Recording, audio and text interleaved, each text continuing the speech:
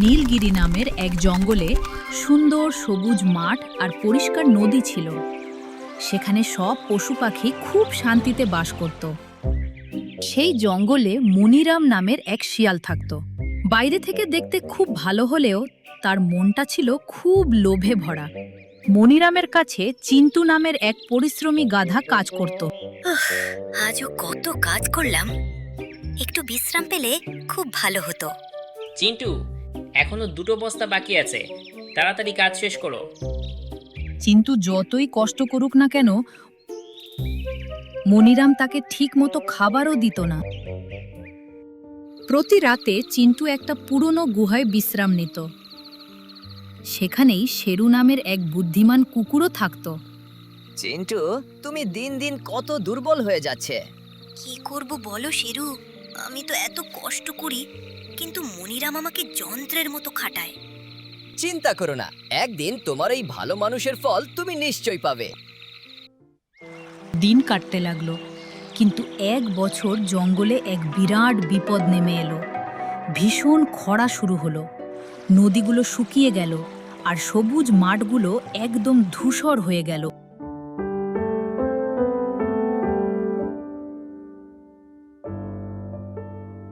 বাচ্চাদের খাওয়ানোর জন্য একটু ঘাসও পাওয়া যাচ্ছে না।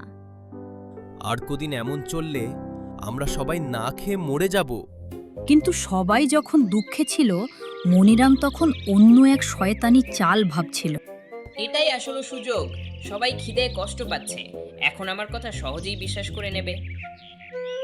পরের দিন মনিরাম একটা বড় পাথরের ওপর উঠে সবাইকে ডাকলো।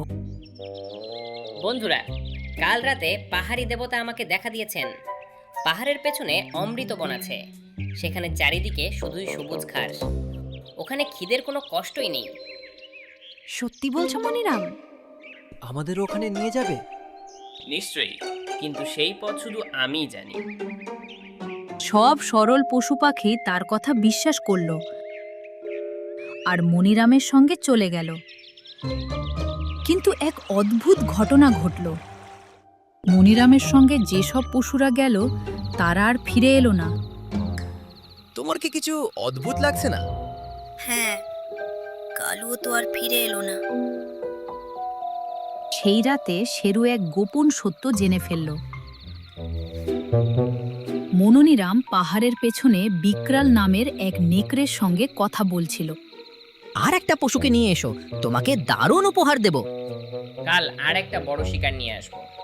ওরে বাবা, এ তো পুরোটাই ধোঁকা। শেরু দৌড়ে চিন্টুর কাছে গেল। চিন্টু, সব সত্যি জানতে পেরেছি। কি হয়েছে? কোনো অমৃত বন নেই। মনিরাম সব পশুকে নেকড়ের কাছে বেচে দিচ্ছে। কি বললে? আমাদের এখনই একে থামাতে হবে। পরের দিন মনিরাম তার নতুন চাল চালতে তৈরি হলো। চিন্টু, তাড়াতাড়ি এসো, আজ খুব জরুরি একটা যাত্রা আছে। চিন্টু সব জেনেও এমন ভান করলো যেন সে কিছুই জানে না।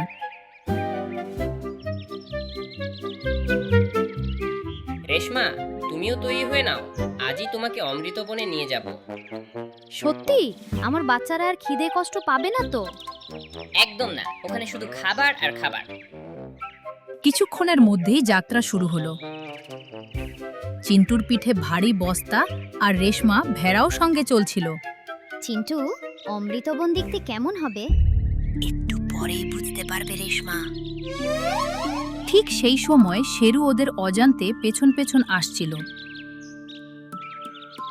পাহাড়ের রাস্তায় চিন্টুর চোখে কিছু অদ্ভুত জিনিস পড়ল।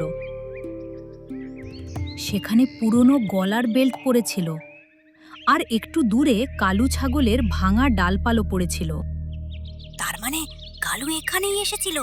আর একটু এগোতেই রক্তের দুর্গন্ধ আসতে লাগলো। পাহাড়ের পেছনে একটা অন্ধকার গুহা দেখা গেল।